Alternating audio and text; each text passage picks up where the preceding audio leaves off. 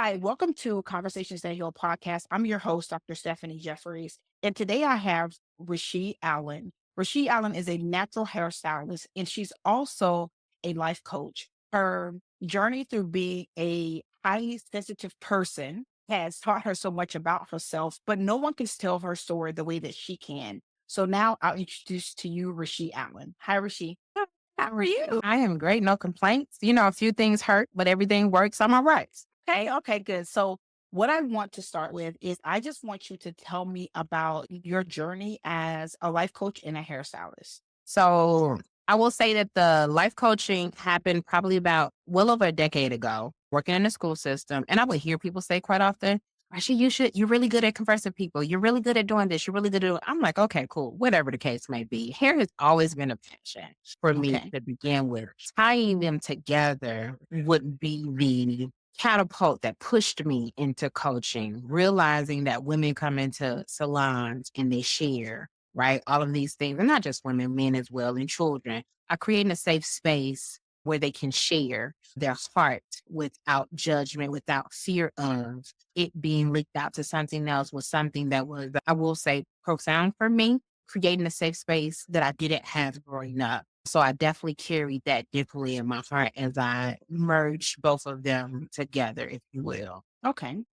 I think that you're right? There's so much healing that happens in nail salons and beauty salons that we don't think about because those are a lot of places where people go to escape, to get away from the world, if only for a little while. Even if it's only momentarily, they use that as an opportunity to be in a different world. So the Mhm. fact that you can actually merge the two of those together is like a beautiful thing. I would say that you've been doing it and without ever even realizing that you were doing it. For a very long time, for a very long time already. Like, if I count the years, I was doing this in high school. I was doing here and creating safe spaces for people, never knowing that we would call it safe spaces, not knowing that Right. we have these terms along the line. But I've always kind of been this person who has had this extreme empathy to be able to hold spaces of non-judgment, to allow people to release in ways that they could not do with other people. And as a teacher, don't look at it as that, but it now has become the gift that I possess, that it doesn't matter who walks through the door,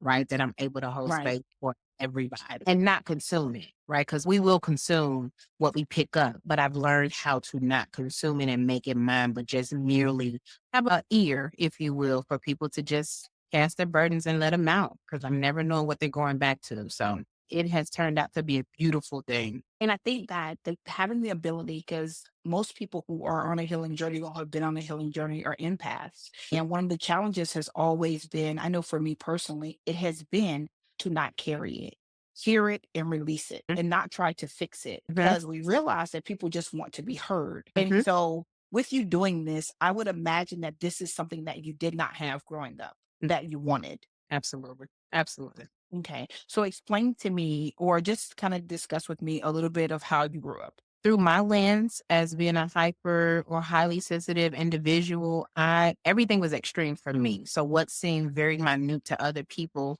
was extreme, like emotionally. What was a sad case for somebody was like almost depressing for me, if Right. you would. I grew up in a household that was not very nurturing how I felt it should have been. They were nurturing in the way of the capacity that they had.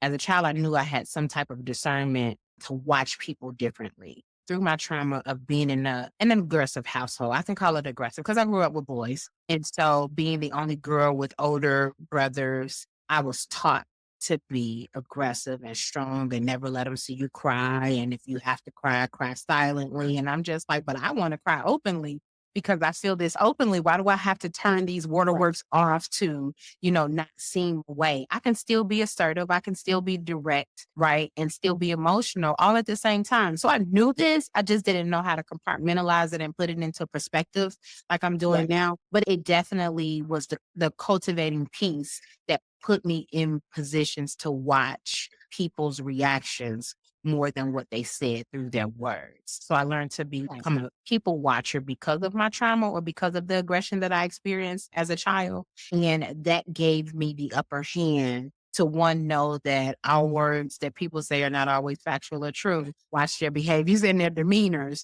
That's where you're going to learn the person. And then always found ways to converse from what I saw to then meet the person with it. And that's why I said that's what it turned into, that gift space of being able to watch, learn, process it, and then be able to present it to people. And they go, "You just know." And I'm like, "But I don't. I've just watched you over time. I've been attentive to the people." I mean, that's something that's a rarity for people in general, that awareness of what's really happening despite what we feel what.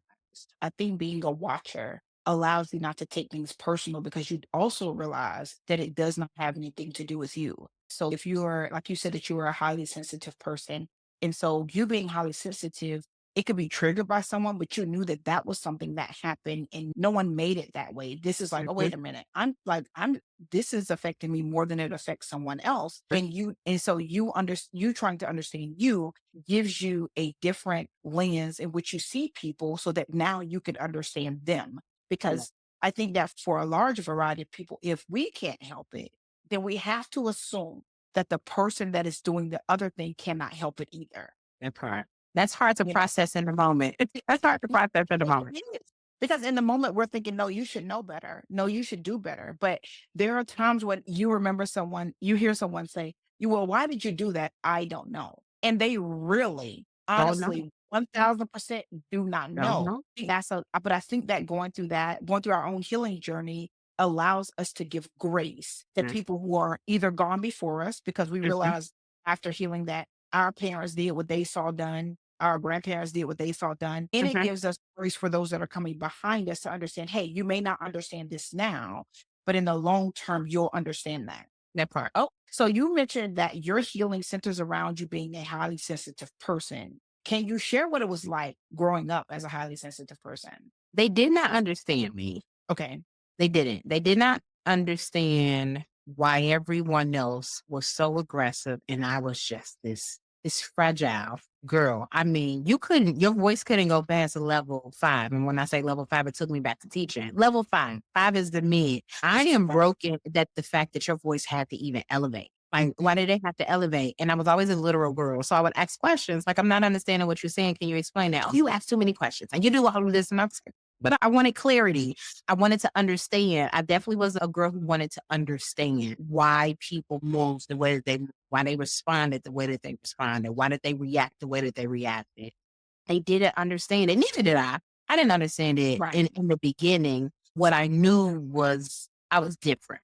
And I said, okay, if I'm too sensitive and I really don't know how to turn this off, then I'm going to go mute. I'll go mute. I'll continue to watch. I'll continue to pay attention to behaviors because it allowed me to get to understand them better. They didn't Mhm. understand me, but I had enough discernment to understand them. And because of the way that I understood them, it turned into that people pleasing space where I knew what to do to not to get you to react to me the way that you used to. And so then I turned into Okay. this perfect angel, if you will, who was the yes girl. And yes, I got all of the grades. And yes, I did all the things because I just did not want to experience what I was seeing with my eyes with me. I couldn't control how they did it with the other siblings, but with me, Right. I'm just going to be this amazing scholar. I'm going to be this amazing child. And oh my goodness, no one will ever yell at me in that capacity. And so it was hard.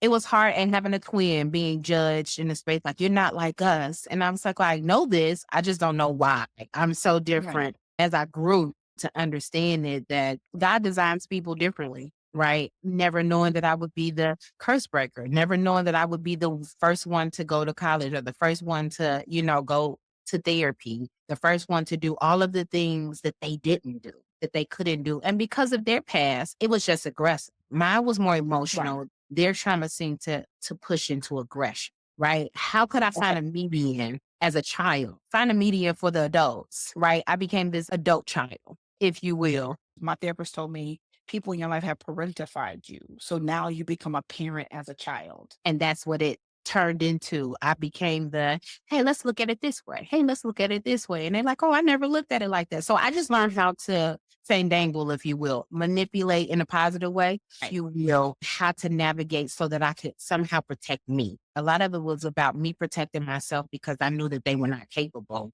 of protecting me in that capacity. So I found ways to cultivate those spaces without it being intrusive to my sensitivity that I Right, naturally possess. So it was interesting. As I got older, I figure it's less traumatic, but it right. impacted me on levels that changed me as a person for sure. Okay. So when we did our pre-interview, we talked about you losing your mom, your sister, and your it had a profound effect on you. Tell me more Mhm. about that. Coming from a family that's not big at all, so I don't have any aunts and uncles. My mother was an only child. My Okay. mother was a drug addict my entire life as a child. We did not reestablish relationship probably until I was about 24, 25. Prior to no, this was after my sister passed. So I lost my sister March of 2007. So it'll be 18 years coming up. Was the thing that caused my mother to want to get back into our life. My aunt who raised me was very militant, if you will. She wasn't a part of the army or anything, but she was very, very structured. Right. Very, it had to be. Mhm. As a sensitive child, I was like, God, this is so rigorous. Why can't we just right be children? But I learned so much right from their trauma and why they navigated the world that the way that they did. Again, you don't understand it until you become older and you have the reflective space that you Right. realize that these things are the things that cultivated you to be the person that you are. Not having a mother and then my aunt being my mother who wasn't nurturing, right? As much. I can count on one hand of my 18 years of being with her, how much I heard I love you. Her Yeah. love was the favorite meal. Her love, her apologies, were the things that she knew made us feel good. Apologies weren't a thing back then. And my sister being the first child who was traumatized by her mother not being there and wanting that nurturing space. I mean, we didn't have a great relationship as sisters because my aunt kind of severed that with us a little bit for whatever reasons that she did. And that dynamic of I have these women that I can't call a brother.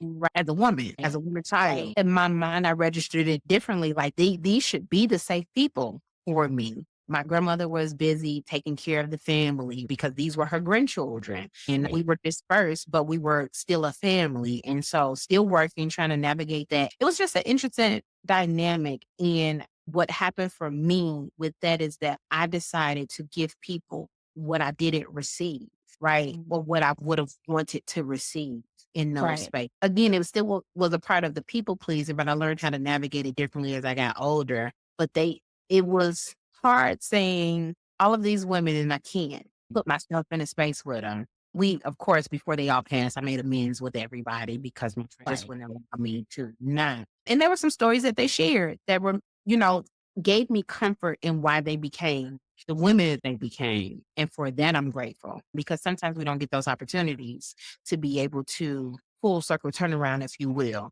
My mother ended Right. up getting clean and being a great grandmother to her grandchildren, whether she was this mother to us or not. She Right. did that. So she was able to full circle turn around. And so my heart didn't sorrow, right, in the same capacity because I was grateful that God still granted that space for me to Mhm. be able to converse and say, hey, Right. this is how I felt as a child. This is what I would have wanted and why couldn't I get that? And to hear their responses was like, okay, full circle turnaround. Yeah. Very grateful for that. And I think in that space too, that's a very fortunate space. That's one of those spaces that when you get to have a conversation with someone who you didn't feel like treated you right, or you didn't feel nurtured you in the way that you wanted to be nurtured. When you have the opportunity to have that conversation, it's so healing. And it's healing Mhm, on a level that you don't understand at the moment. But mhm, then it's okay. So now when you become a mom or you become an aunt or you become this person, then you realize I have an opportunity to change this. And if I think back to my mom was on drugs as well. So if I think back to my mom and I think about my aunt who was not in the military at all, I was in the military and my aunt was rougher than me. Okay. But my aunt signed everything MGMT. That means management. Okay. Everything was signed MGMT management. But what I realized about her is that she lost my mom as a sister at a young age. And she lost them where she thought that her and my mom, because for a while it was just my mom and my mom and my aunt and my grandmother. And mhm, so it was just the three of them until my grandma had babies, more kids like 13 or 14 years later. It's like a big age gap between them. And so I realized that My aunt was trying to save me from becoming my mom. My grandmother was trying to save me from becoming my mom. Well, my Mhm. great grandmother was trying to save me from becoming my mom, and you don't realize it then because it's harsh and it seems uncaring. I'm going to correct everything that I didn't do with you. I'm going to make sure that I correct that now. Because Right. if I don't, that there's a possibility that you're going to turn out the way that your mom turned out. That Mhm. is not what we want for you. Mhm. Yeah. Yeah. Yeah. Yeah. I'm telling you, it's not until you come of age and you go, "This is what you meant by that. This is why you did Yes. the way that you did." I understand now. I get it now, you know? And again, that projection space wasn't malicious, if you will.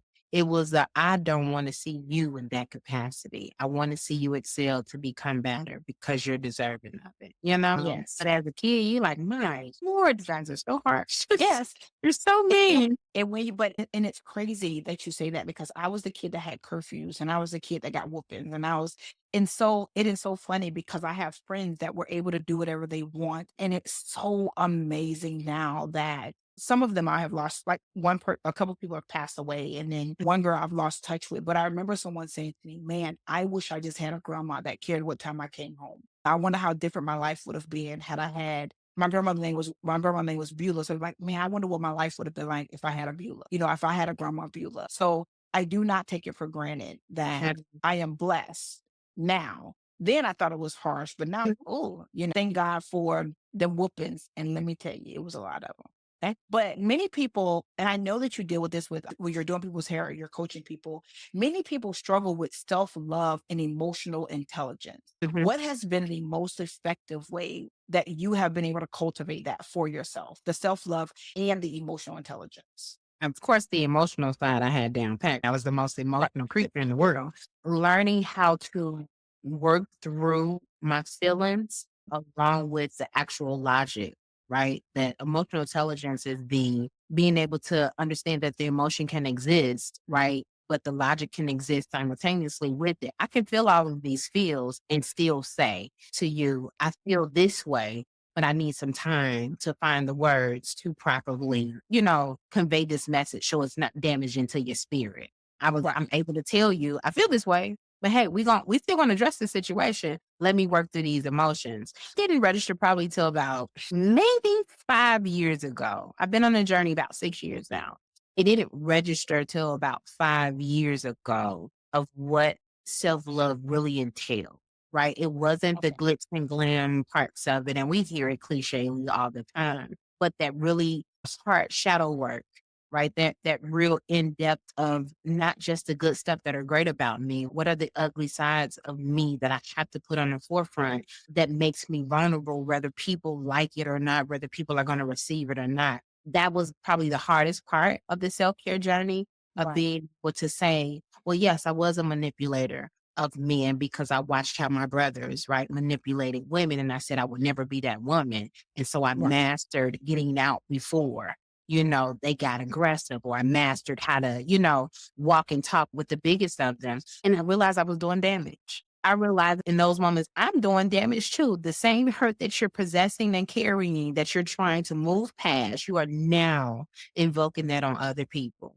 It makes you just like them. You thought you were different. And that was the eye opener of, oh, I'm not different. I just learned how to navigate it differently. Let me sit with Right. myself a little while longer. Let me hold myself to a space because I said it, comfortably or blatantly, right? This is it. This is this. This is this. This is this. It was still me. It wasn't delivered with compassion. It wasn't delivered with love. It was delivered with anger. It was delivered with, I'm going to get you before you get me, right? It was vindictive, it was Yep. manipulative. And to have to say that out loud about yourself, I'm a manipulator. Yeah. My goodness. Who are you, Yeah. Rashee?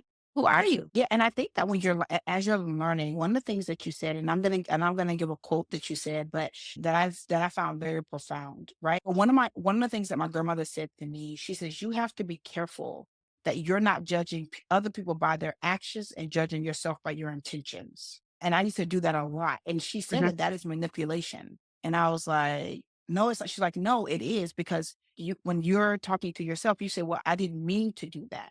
mhm, But when a person does it to you, they cannot tell you they did not mean it. mhm. That is a way of manipulation. But So hearing you say that just brought that to mind. One of the quotes that you gave that you said honesty without compassion is still cruelty. Please break that down for the listeners because I felt like for the longest time, if I'm honest, I felt like, well, you take it how you want to take it. I said what I said. Mhm, I meant what and I've changed that a while ago because my grandmother used to say, "Hey, I didn't say maybe I didn't say it the way I should have, but I meant what I said." And I mhm. realized it was like really in your tone. So when you say that, honesty without compassion is still cruelty. I want you to explain that I because I found do it quote justice. that hey, listen. I've had aha moments. Right. Thank you, Lord, for the aha moments.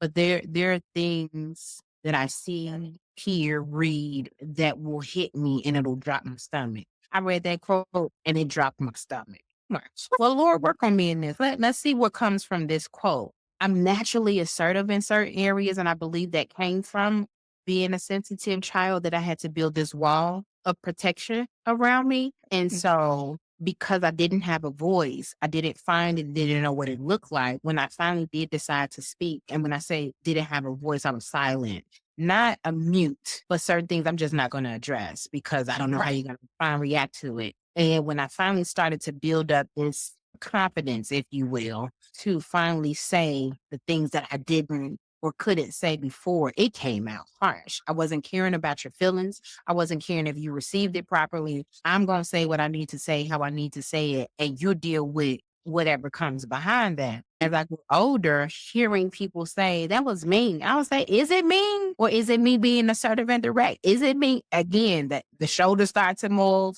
and you go, are you being vain? Are you being arrogant? Is it an ego that's happening? Because now you got your voice. Now, if you're going to make sure your voice is projected, you got to make sure the people hear you. But do they hear you?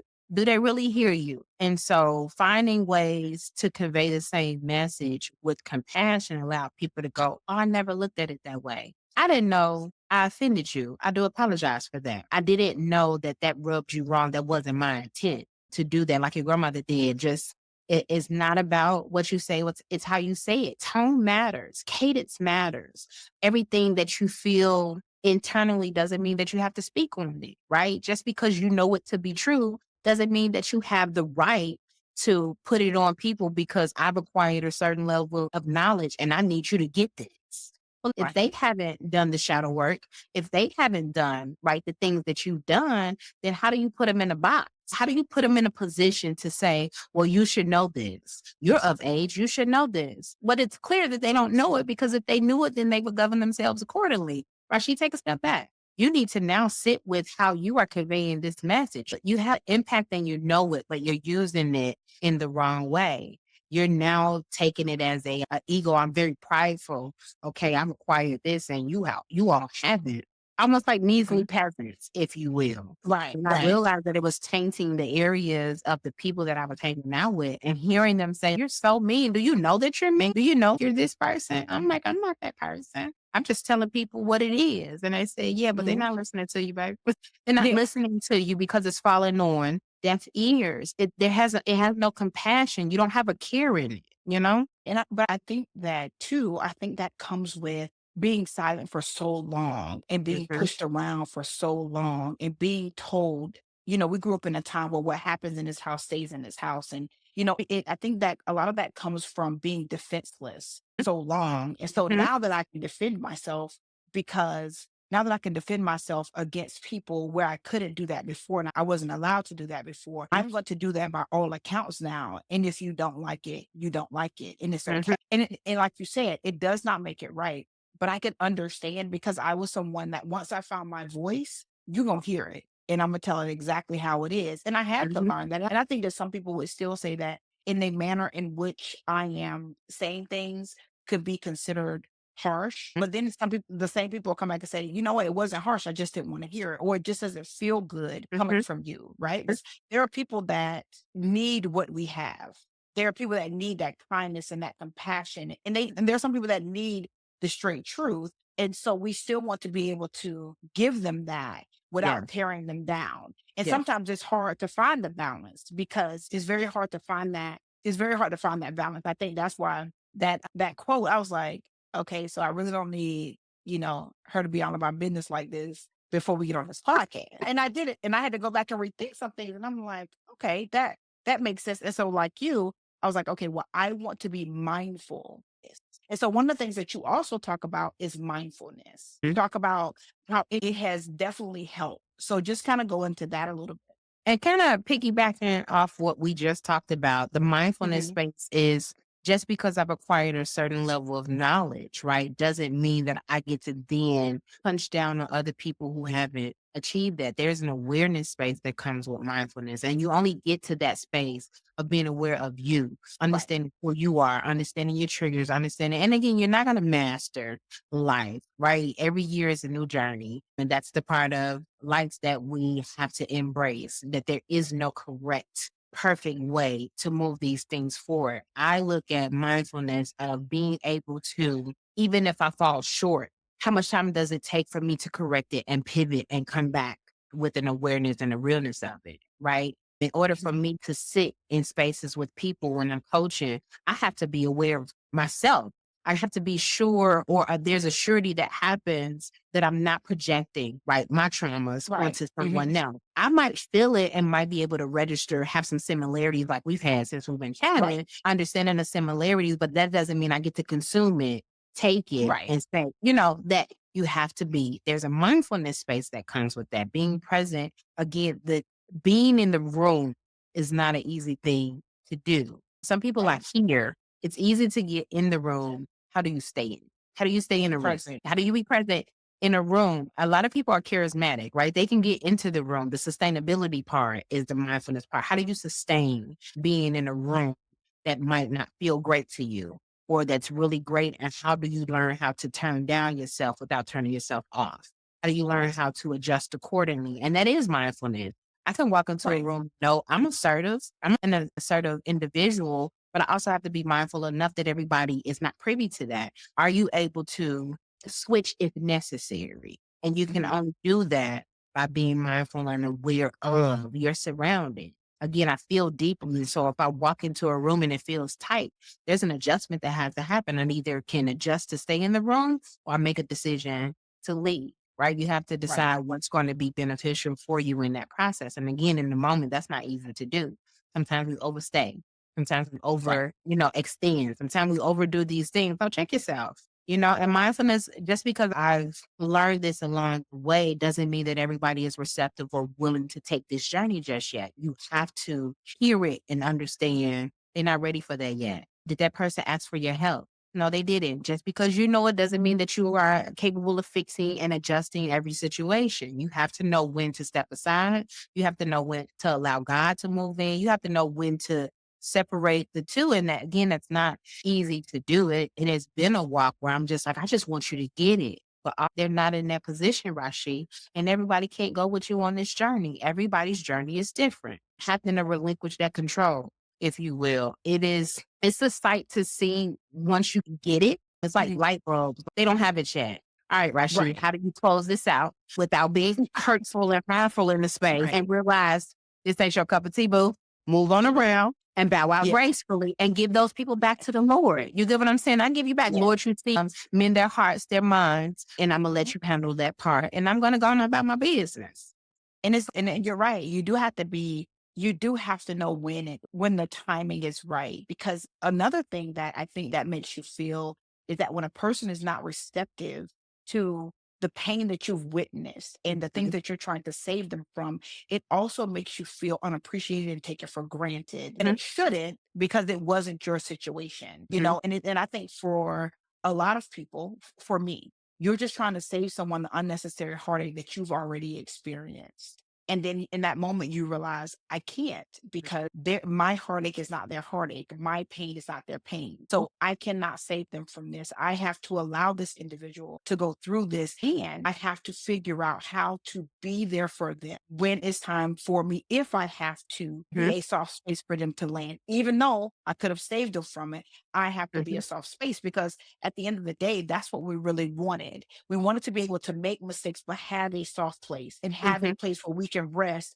and rebuild and regroup and have that gentleness that puts you back together. Okay. Okay. There's a quote there's a message that you gave a message that you shared, and I'm going to read it because I do not want to mess it up because I thought it Okay. was very good.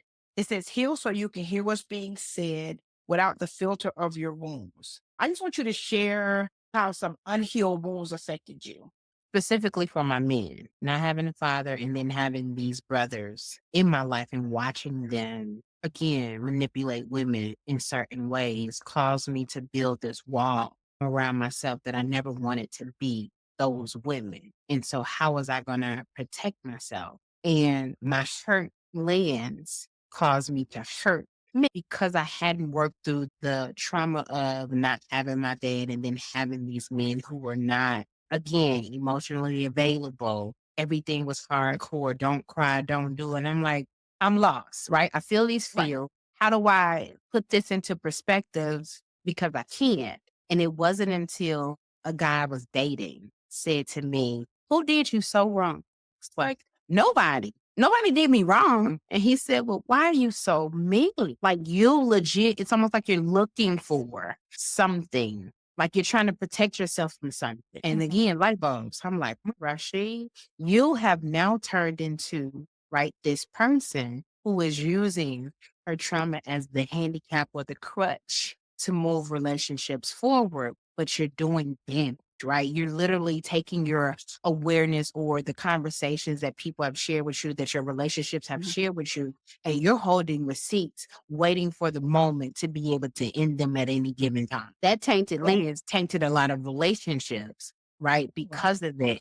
And when I say the healed part is that I also had to have, again, another space of vulnerability where I went back, right, and apologize to these men for being this person of not really listening to what you were dropping off, only hoping that you said something that I could use something to punch at you. But Rashee, you didn't like that when it was happening to you. And so why would you bestow that upon somebody else? But it was a past relationship that caused me to look at, oh, I am using my trauma as a handicap, not as a healing space. I'm using it as a handicap. Yeah, I hurt him and I healed space for him, but I waited for the one moment that I get to roll the receipts and hit you in the chest with it. And then unapologetically deal with it. You asked for it. That's what you wanted. And then like, that's not what he wanted. He wanted a woman who was nurturing and you over here giving him aggression. He could get that outside and he get it outside. But that was the tainted lens that I looked at life through, or, coming in contact with friends. And I'm just like, you all have mothers and you all don't, just punching down with words and realizing that Rashee, everybody's life was different. And so your lens has a bunch of different filters. You're going to have to navigate those lenses, especially if you're going to coach, especially if you're going to be in a position that you're holding space and there's no judgment. You're judging them through your tinted lenses of your trauma. That's not fair. That's not fair to the people. And so again, the mindfulness space does play in that tinted lens of Right. that's not yours to pick up. You picking up something that doesn't belong to you. Put that down. That person didn't ask you for that. You made that yours. That's not yours. So Yeah, yeah, and that's interesting to hear you say that because I think that a lot of people, I know that I can see myself in that example. I know that there's a lot of people that have been hurt and you want to leave a person before they leave you. You don't want to be the one left emotionally drained. You don't want to. It's sad because it plays itself in romantic relationships, friendships, that's it. Yeah. plays out in so many different ways. And I Yeah. think that someone listening to you talk, what is one thing that how would you tell them to step back and really hear what they're saying? So if someone says, that sounds really familiar, that sounds like me, what would you say to do then? Would you say, hey, how would you tell them to kind of like step back and observe their own behavior? So a thing that I do, I'll share an example of what I do when Okay. I'm behind the chair. I'll hear something and it resonates because they're Mhm. trying to explain the situation. And what I'll do is say it again, say what you just said, and they'll say it. Say it again. They'll say it again. And I was like, slow it down. Say it again. Yeah, you're holding that to a space. That's yours. It's no one else's. Sometimes we don't hear ourselves because we're so busy trying to get the message out. You have to Mhm. slow it down. In order for you to have that awareness, you have to slow it down. If Right. your brain goes as fast as the world pushes it, we all be crazy. Yes, We would all be absolutely. insane. And so having the moment where you get to really slow it down, and I believe that is the part of the gift that I love the most, is that I'm able to hear certain parts of stories and say, hey, slow it down. Let's repeat that. And now ask yourselves, where does that really derive from? Why were you so affected by that? Mhm. Why did that make you so angry? And until you find the answer, it's best that you silence, right? Because it's coming from somewhere. It doesn't just come out of the air. In order to do the really hard work to really become or do the self care and the self awareness, you really have to have the ugly truths. Well, where did that really come from? You're affected by it differently because it's somewhere internal. The body keeps the count. Even if the mind can't process it, the body keeps the count of the trauma. And the reason that you're reacting, I should say responding, because the difference between responding and reactive response is you taking a moment to breathe and think about it. Why am I affected internally by it? And then how am I going to then use my words to articulate it? A reaction is all emotional. It has Right. no intelligence and it has no logic in it. It comes from a space. You have to be able to break that down. Figure out where that comes from, and then you get to be intentional about how you now have a conversation moving forward, because it's not that you're not going to ever be affected by it again, it's how you handle it when it does come up again. Because people are going to say things that are going to trigger you. You have to figure out what those triggers are so that you can have proper responses and less reactionary. You want to tussle with me. No, tell me why you offended.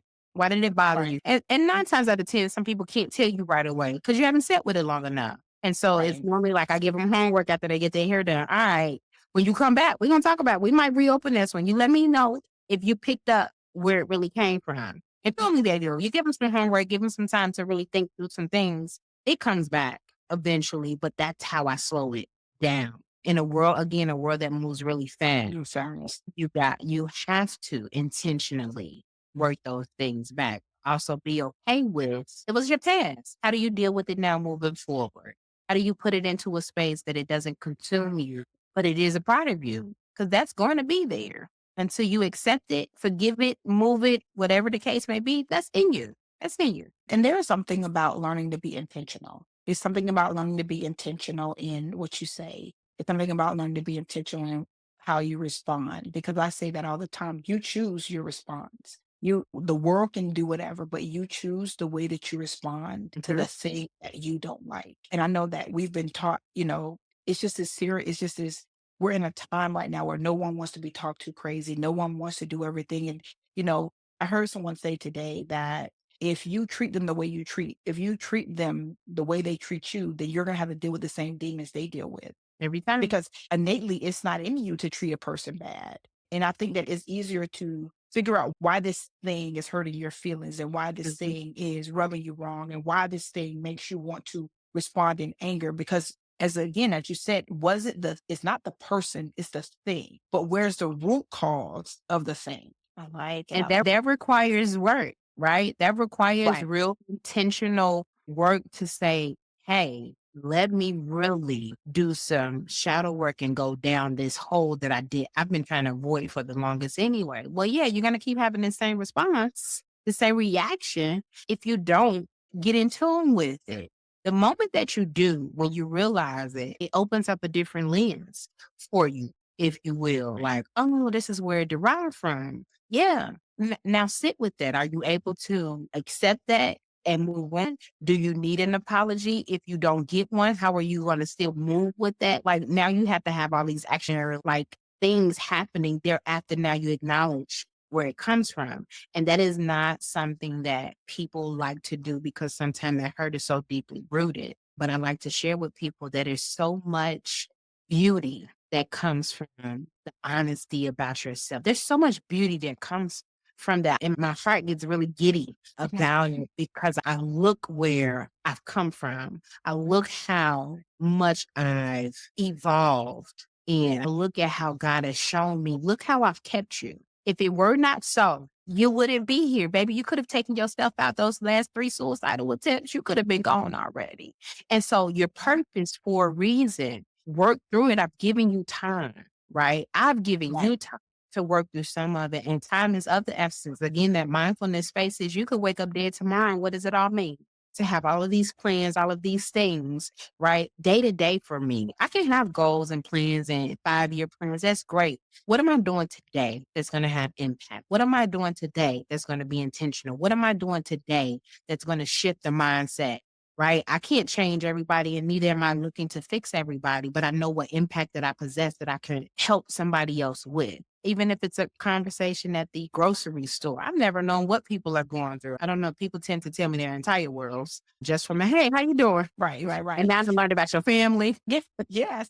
But the thing of it is because people don't encounter genuine people. One of the things that I think is if you say to someone, when someone says, "Hey, how are you?" You said, "Good." No, if you say to someone, "Hey, how are you?" and they say, "Good," say, "How are you really doing?"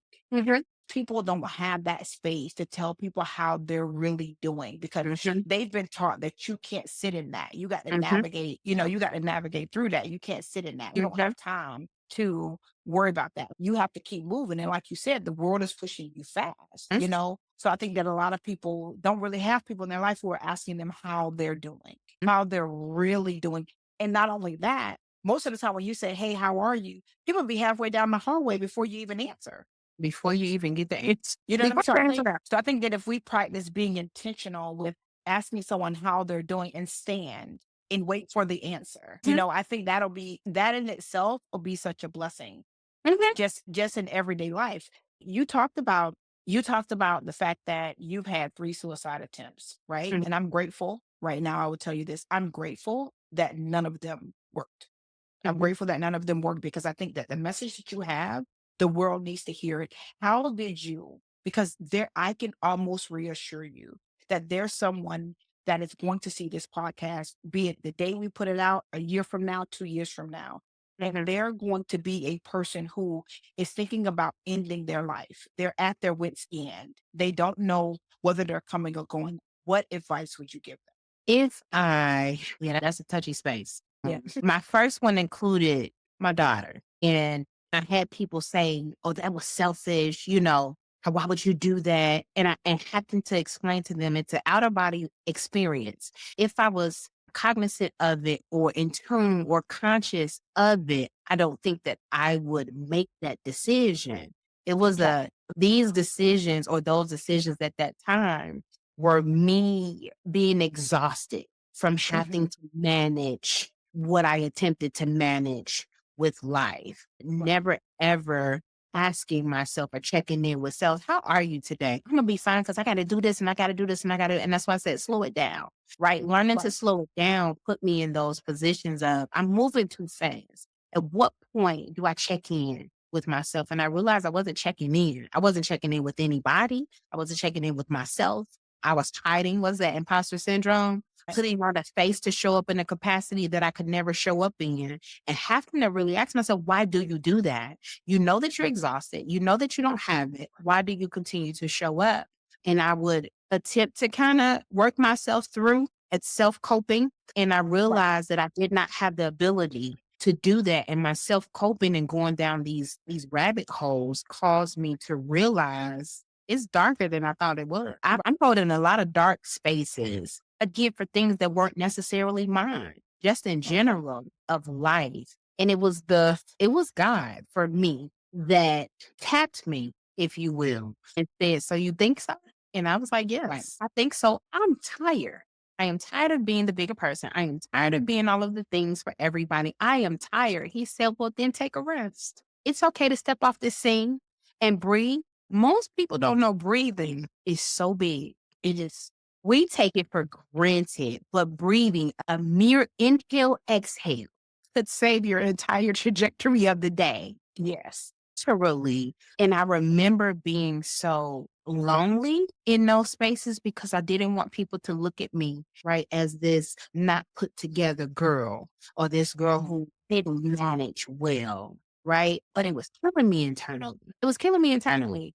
And it was my last one. I heard my coworker friend say to me, Rashee always present. Rashee always there. Rashee doesn't ever miss anything. Like, why are you always present? Someone should always be on. Right. That's Right. not humanly possible for you to be everywhere all the time. That's not possible. You are stretching yourself so far thin that when you finally have a moment and you do reach out and no one shows up, killed everything. I'm this to everybody and nothing Mhm. to me. Well, no one told you to be this. to everybody. That's what you wanted to do for whatever reasons that you did. And that was the pivotal point for me in that last one. I have to go see somebody because this isn't healthy. That I'm always on. I remember having 3 therapists at one time because I told myself that one therapist could not handle all of the stuff that I carried. So I thought I did,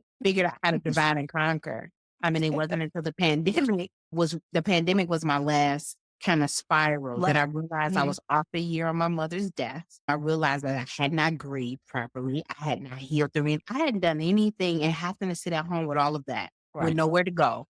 It was Yes. fast. It was Yeah. fast. Yeah. Fast and dark, and that was the end of that. And when I did find my therapist, I remember telling her my hands were drenching wet. I'm like, my hands are sweating to trust you, to allow you to take this big person on. And she did well with me. But all the things you tell yourself, right? If I have to share, stop telling yourself that you're not these things, that these things are a part of you, but they don't define who you are and who you will become. The traumas do Right. not define you. They're just parts of you that you have to learn how to navigate and understand. Welcome to human experiences. Every experience isn't great. What do you need to learn skill wise to manage all of things so that you can Mhm. have a productive living life? I'm no longer in a space of survival. I'm in a space of living, and living Mhm. is all of my truths, my good, my bad, my indifferent, my highs, my lows, all of those things encompassed into one that I know God has kept me.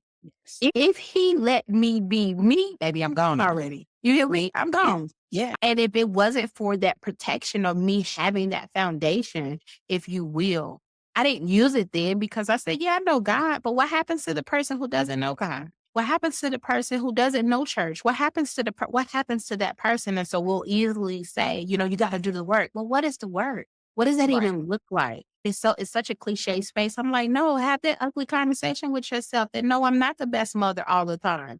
No, my mother was not great to me all the time. How do I then change? What do I learn to build something different around that? Because you have to learn skills. It Right. is a lack of skills that keeps us kind of in that In same that hamster wheel. in that same hamster wheel. And Yeah. so the thing of it is that you've had so many profound things that have happened in your life and you've been able to navigate them and they have not been easy. And so with you being a coach, I know that there are so many lives that you have impacted just by doing care and talking to people and being at a school and going to the grocery store. But I want people who hear this message and to listen to this podcast and say, I need this person as my coach.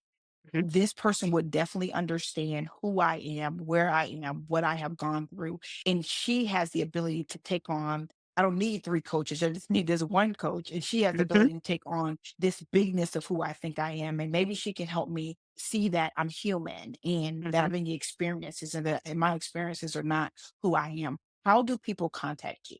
So, Coach Allen 2.0 on Instagram. I have a link for people to get a free consultation. I also have it where you can look and see if you want to do a deep dive on one thing specifically in the self care realm or self awareness realm, working on some coaching spaces. But as of now, the link is posted for people to reach out to me to set up this session to see where we go from there. Again, the human experience is what it's going to be, but having someone to ride along with you makes it a little bit less intrusive and less hurtful. I'm also on TikTok, which is Coach Allen as well. So that same link that's on Instagram, Coach Allen 2.0 is the same link that's posted on TikTok for people to get in contact, to have a session. I do have the free consultation so that we can see, if we're fit. It's just like having a hairstylist, right? Every person doesn't work with everyone. And so I do want to check in with people first to see where they are and to see if I can assist in any shape, form, fashion. But if not, offer resources to move them expeditiously through the process. Because it isn't just about me coaching, but also having space for other people to be able to do the work as well. I'm one person, right? We're only one person attempting Right. to save and heal the world, but there are so many healers who are doing the same type of work. Finding a person is going to be pivotal in the journey of self love anyway. Yeah. And I appreciate you for saying that because I think that all therapists, healers, whatever you decide to do, I think we should start building networks so that Mhm. if this person is not necessarily a great fit for me, we don't leave them lagging. Hey, Mhm. listen, I am not specified. I'm not, I don't treat that specifically. But what I can do is Mhm, refer you to this person and she's amazing and mhm, and all of those things. So I can definitely appreciate that. And that is one of the goals of this podcast is to build a network because mhm, people are all over the world. No, I'm in Georgia. Not all the people that I interview are going to be in Georgia, but there are people that are in other parts of the world that, hey, mhm, they can get resources or we can build resource libraries so that everyone has someone that they can talk to because it is about for me it is about being who I needed, mhm, mhm, and honestly being who I still need at times when I'm being hard on myself and I don't mhm. know which way I'm going. You know what I mean? Like therapists have a therapist. And they should. I always say Yeah. everybody should have a therapist and a coach. Your therapist deals with your past, while your coach helps you propel your future moving forward. It's a great balance, right? Right. In that sense, I have a therapist and I also have a coach. I'm constantly getting new skills as I'm evolving as a person, and you need a balance, right? That's the Right. difference that helps with the survival and then the living space. Living means that I'm not under my own. I can reach out to people. I got people Right. I can reach out Right. when Well, my mind's I got racing. people. I got people. And that's Yeah. that's that's more necessary now than it probably ever had become. Now that we're starting to unfold and unpack a lot of stuff, you need a place to put that.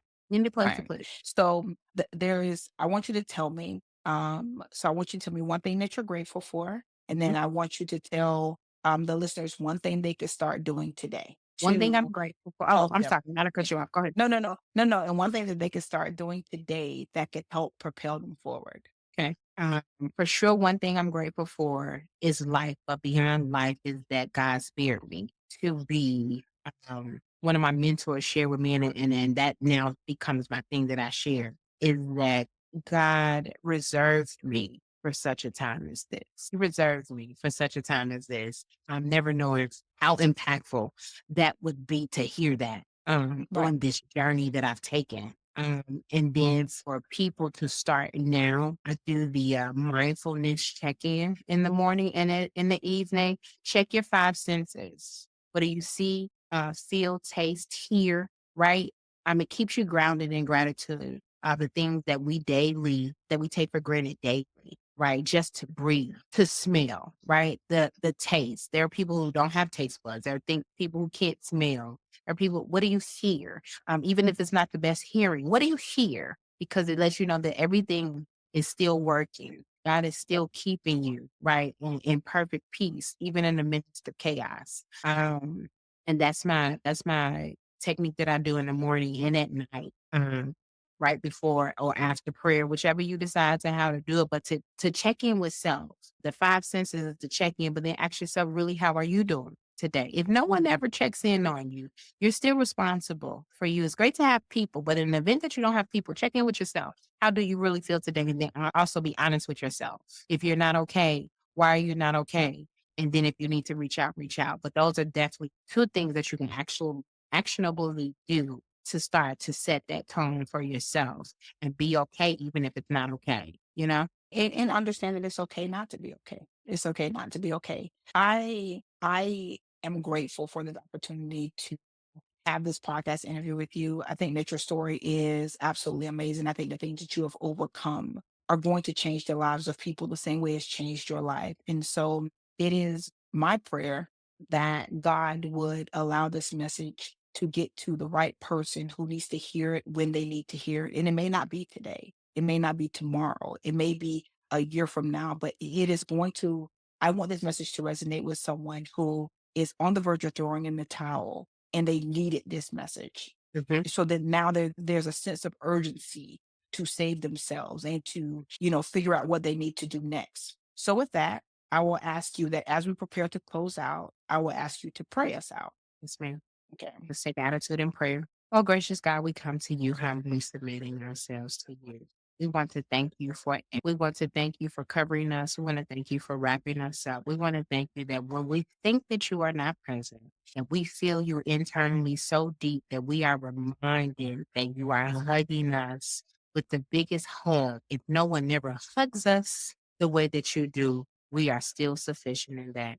Oh, gracious God, I thank you for Dr. Stephanie allowing the platform to be present and knowing that people need what is presented today, that people need what is presented in the future, that this is going to be life altering, helpful, and so healthy as we navigate this world that is shaking us up in ways that we never imagined.